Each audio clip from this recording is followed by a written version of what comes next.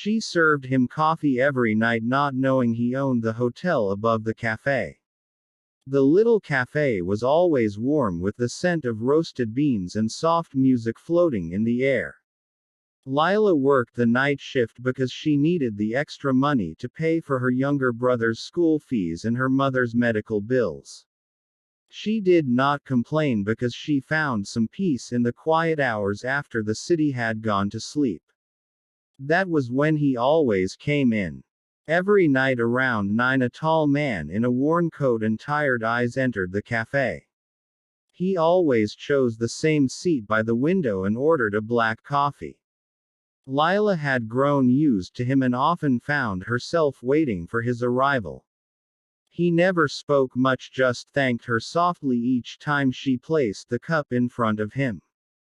His voice carried a weight like someone who had seen too much yet chose to remain silent.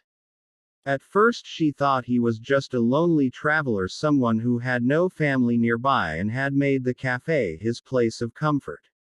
She never asked questions because she had learned that sometimes people came to cafes not for the coffee but for the silence or for the presence of someone who would not pry. She gave him exactly that. Yet over time she noticed small things about him. His hands, though rough, seemed to belong to someone who once knew luxury. His watch, though old, was of a brand she had only seen in magazines. The way he carried himself suggested quiet authority even though he dressed simply. Still, she thought little of it because in her world people who carried power or wealth never came to sit in small cafes at night. One evening as the rain poured outside, he stayed longer than usual. The cafe was almost empty except for him and a few students working on laptops. Lila wiped the counters and glanced at him. He was staring at the rain, his coffee untouched. Something about the sadness in his eyes made her pause. She walked over and asked if he would like a refill. He looked at her for the first time with more than polite acknowledgement. His eyes seemed to search hers as if looking for a reason to speak. "Do you ever feel like the world moves too fast and you cannot keep up?" he asked softly. She blinked, surprised. It was the first personal thing he had ever said. All the time, she admitted. He gave a faint smile. "You are young. You should be running ahead, not falling behind." She laughed gently. "I run every day between work and home and bills. Sometimes it feels like the race was never meant for people like me." His gaze lingered on her face longer than it should have. He looked as though he wanted to say something more but stopped. Instead he nodded, thanked her and finally finished his coffee. From that night forward he began to talk more. Small questions at first about how long she had worked there or what she liked to do. She answered simply, never imagining that her words mattered. He listened closely though, as if every detail about her life was important. Lila began to look forward to his visits. The rhythm of her evenings was incomplete without the sound of the doorbell announcing his arrival. Still, she never asked his name and he never offered it. To her he was just the quiet customer at the window. One night, however, everything changed. The cafe owner, Mr. Daniels, called all the staff together after closing. His tone was nervous. He announced that the building was going to be sold soon and they might lose their jobs.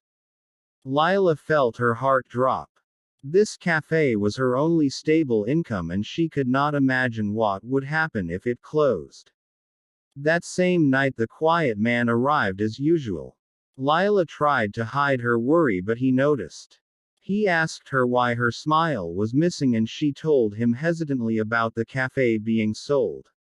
She spoke with a trembling voice about how much the cafe meant to her family. He listened in silence, his face unreadable. The next evening he did not come. For 3 days he did not appear and Lila felt an emptiness in her routine. She tried to convince herself it did not matter. After all, he was only a customer. Then on the 4th day he walked in, but this time something was different. He was dressed sharply in a dark suit, his hair neatly combed, his presence commanding. The few customers who were there glanced at him curiously. He did not go to his usual table but instead approached the counter directly. Lila stared at him stunned. She almost did not recognize him. "Good evening," he said calmly. "May I speak to you for a moment?" She nodded, uncertain, her heart pounding. Outside under the streetlight he revealed the truth. "My name is Adrian Cole. I own the hotel above this cafe." Her mouth fell open. She had passed that hotel every day on her way to work. It was elegant and towering far beyond anything she could imagine owning. "I bought this cafe as well years ago," he continued. "I kept it because I liked the feeling of this place. I never told anyone who I was because sometimes I just want to be human, not a man with a fortune or responsibilities." Lila shook her head in disbelief. You own this place?" "Yes," Adrian said quietly. "And I heard what the manager told you. There is no need to worry.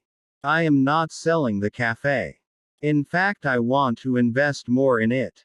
Her knees felt weak. "Why would you do that for us?" "Because," he said, meeting her eyes, "you are the reason I stayed." She could not breathe for a moment. "Every night you served me coffee with patience and kindness, never asking for anything in return," he said. "You reminded me of something I had forgotten, that life can still be simple and real." Tears stung her eyes, though she tried to blink them away. She never imagined that her small acts of service could mean so much. From then on their connection deepened. Adrian visited not just as a customer but as someone who cared.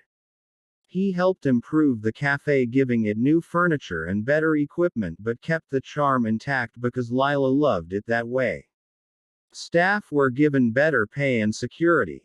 But more than the cafe, something was happening between them. Lila found herself drawn to Adrian in ways she could not explain. He was older than her and carried the weight of a different world, yet when he looked at her she felt seen for the first time. He told her stories of his childhood before wealth and power, when he had been just a boy who dreamed of building something. She told him about her brother and mother and the struggles of making ends meet. Their worlds collided in those late nights with coffee and quiet conversations. One evening after closing, Adrian stayed behind. The cafe was dark except for a single lamp. He stood near the window where he used to sit and said softly, "Do you know why I kept coming here, Lila?"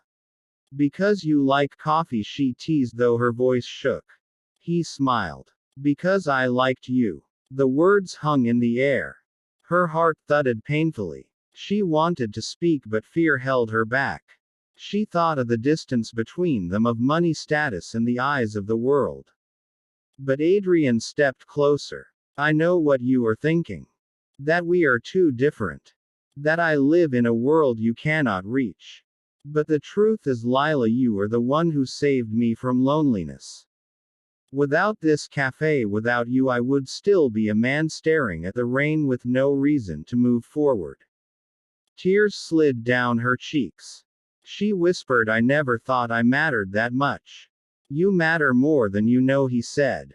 That night under the dim light of the cafe, Adrian gently held her hand. It was the beginning of something neither of them had expected. In the months that followed, their bond only grew stronger. Lila's brother got his schooling covered thanks to Adrian's quiet help, and her mother received better treatment. The cafe flourished, becoming a beloved place for locals. But to Lila, the greatest gift was not the money or the security. It was the man who once sat quietly by the window and had become the center of her world. She often remembered the first time she thought he was just a lonely customer. Now when she looked into his eyes, she saw not loneliness but love. A love that had bloomed over simple cups of coffee and nights of unspoken connection.